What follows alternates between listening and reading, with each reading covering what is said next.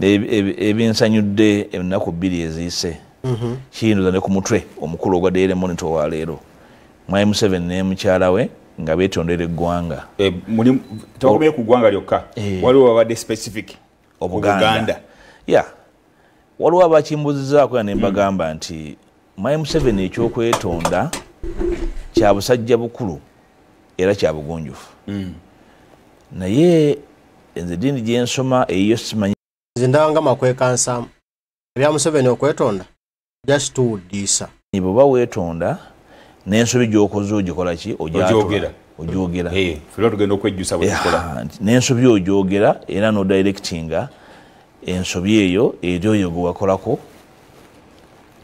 omusango kakati kyobuuza nti obadde mukulembeze wa ggwanga lyonna Uganda lwaki specifically Buganda wagikola ki kyandiyambye nnyo okakkanya emitima gy'abantu ba Buganda singa Gen Museveni ng'asazeewo okubeera omwetowaze kyatatera kubeera n'agamba nti bannange eno yali ensobi naye kyembajjalala okudjayo nti ezimu ku nsobi z'akoze eri eggwanga z'amateeka legislative mistakes deliberate mistakes ensobi ze ndowooza nti ŋŋenderere ez'okwagala okwesooloobya ku balala si kyabwenkanya omukulembeze afuze eggwanga emyaka 4 ekyokubanga okyasiikinga petty advantage mu legislation ndowooza oba omaze okuggwa ennyalwengo ga nti bannange kati bino ng'okwetonda kwe kwazze nenga omanyi kwete okwetonda ffe tugamba mu lulimi lwaffe olw'amateeka nti apology okwetonda tekubaako but an apology is never equivocal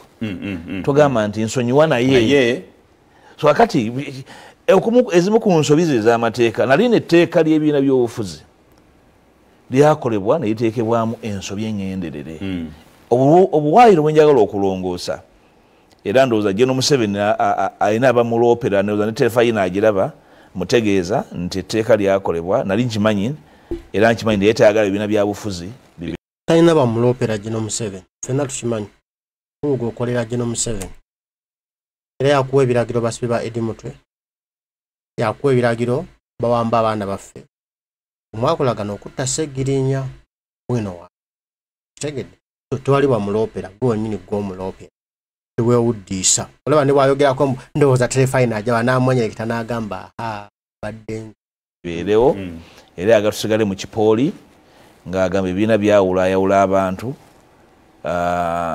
etteeka erifuga ebibiina by'obufuzi lirimu ensobi eŋŋenderere ate nyangu nnyo okutereeza bwe ziba nga zaakolebwa mu butanwa bwe ziba zaakolebwa mu bugenderevu bayinza oziremesa mu kwetonda kuno zirongoosebwe bwe ziba zaakolebwa mu butanwa ate kati kyangu nnyo zitereeza kubanga omukisa ngubawadde mu nnongoseza zendese mu paalamenti n'amateeka amalala ne ssemateeka weewaawo tugenda kuwumulamu bwe tudda waliwo byatakonyeeko na kateeka ya president okubeera ng'ayina running mate nga bwe kiri mu ggwanga erya Kenya omuntu ayinza okwebuuza nti nga biringa ebingi ddala akaseera kanaamala okusobola byonna okubituukiriza before kankiyite nti before mwezi ogw'omwenda Mukiibi abatulaba bwe nali nteekateeka amabago gano 8 kanjogere ku 2 ssemateeka namwawulamu emirundi 2 nateekayo amabago 2 okulongoosa ssemateeka erimu nga lisimbye mu kawaayiro 260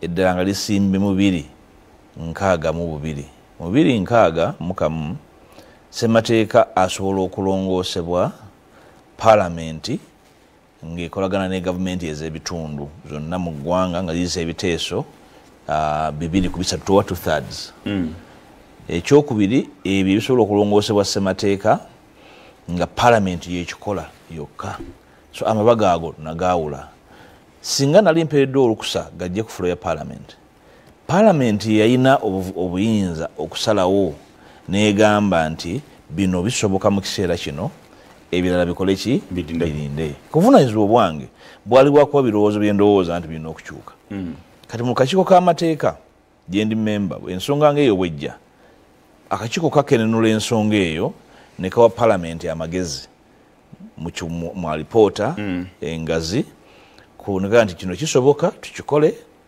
obudde n'ensimbi bijja kusoboka. Kakati nze sobola kugamba nti neesaleko ebirowoozo byange kubanga obudde kiri eri abo abalina okusunsula ensonga eyo gamba nti eno tugikoleko tugisobola mu kaseera kano oba eno erinde. So n'olwekyo ekyo sirowooza nti kyandibadde kinene nnyo. N'amabaga amalala ekyokulabirako etteeka ebbago lye naleeta okukkiriza abasibe n'abali ebweru okulonda.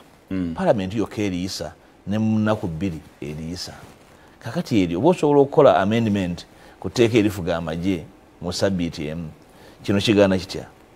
So nga ate bw'otunuulira n'obwetaavu obw'abasibe okulonda n'abali ebweru okulonda. Abali ebweru Munnayuganda yenna kasaba nga alina passport ewali embassy oba high commission gy'ofuula polling station. Ewali mukomera ewali ekkomera era yebeera ki? Polling station.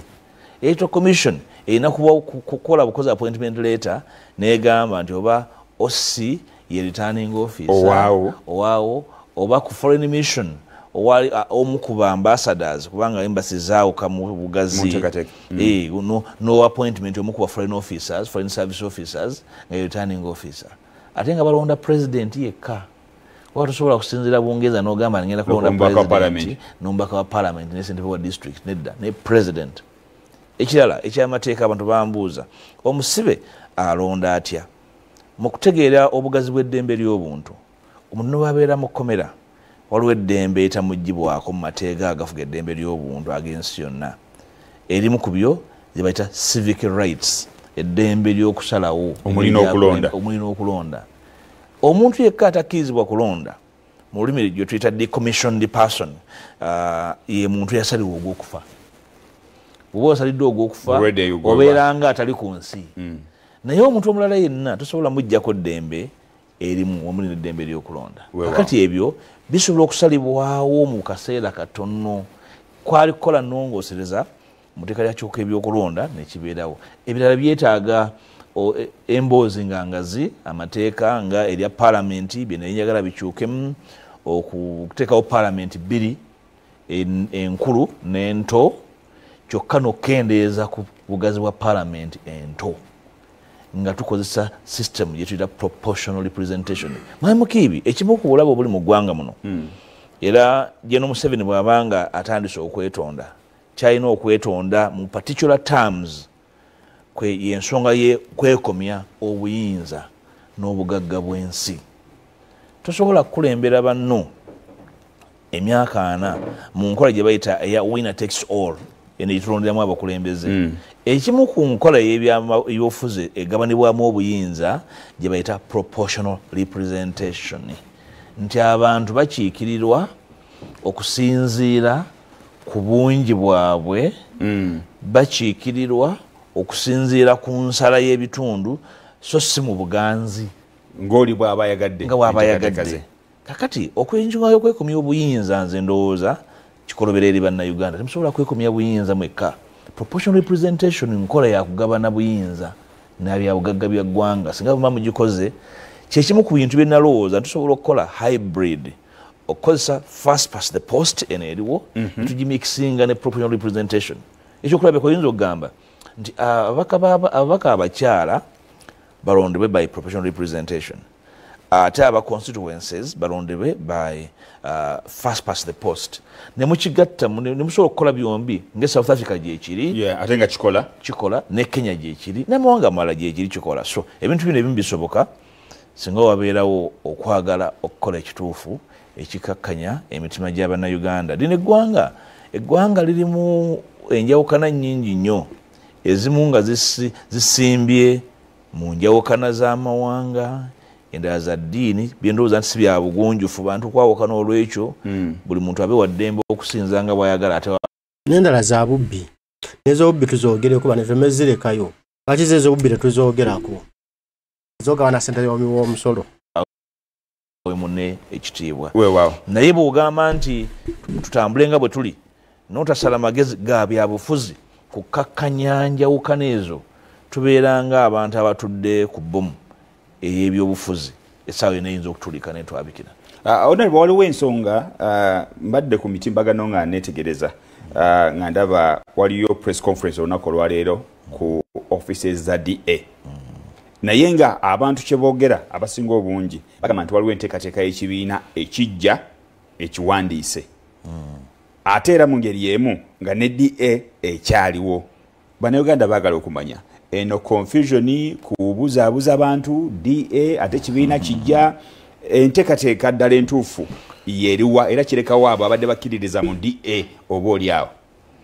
Mwami Kibe n'abatulaba tewaliiwo kavuyo tewaliiwo kizikiza olunaku lwajjo nze nakyeyogeredde nabaddeeko n'emboozi n'omukutu ogumu ogw'amawulire n'entegeeza eggwanga nti nze ne bannanga abalala twawandiisa ekibiina ky'ebyobufuzi ekipya ekiyitibwa Democratic Front. Emmandwa bwanike maze n'emutemba n'akyogera. Emmandwa bwanike emutembi n'amaana akyogera.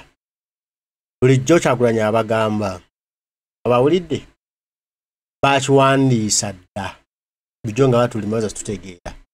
DF ekibiina ekyo olwaleero mu butongole ngenda okwogera eri eggwanga okukyanjula. Tujja kukola omukolo omugazi ennyo mu bbanga si ddene ekya inauguration oba okukitwala eri ensi naye olwaleero njagala kwogera eri eggwanga nkyanjuluze kubanga ebiseera by'obufuzi bituuse bamanye abantu bategeere ekkala zaakyo obubonero bwakyo ate mbanjulire n'emitendera gye tunaayitamu ofuuka otya memba tunasala tutya bakandidate n'ebifaanako bwe bityo. So ekyo si katuubagiro. Ekyokubiri tekikontana na mulamwa gwa Democratic Alliance DA. DA kisinde ekisinde si kyekibiina ky'ebyobufuzi bya njawulo.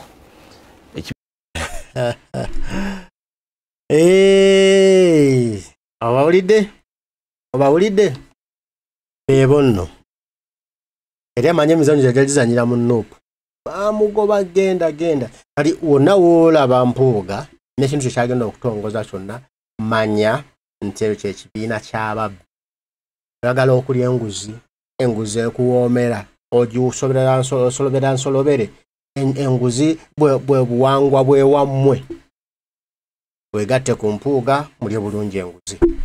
Oyagala okuwamba bannayuganda okubasibira mu basement ya Muhoozi mu batulugunye mu bakole Sodoma ne Gomora wegatte ku Mpuuga muwambe bannayuganda batulugunye mu balye Sodoma ne Gomora. Oyagala oli munnayuganda oyagala okutta banno nga Sseginya Mpuuga bwe yamutta wegatte ku Mpuuga mutte bulungi bannayuganda.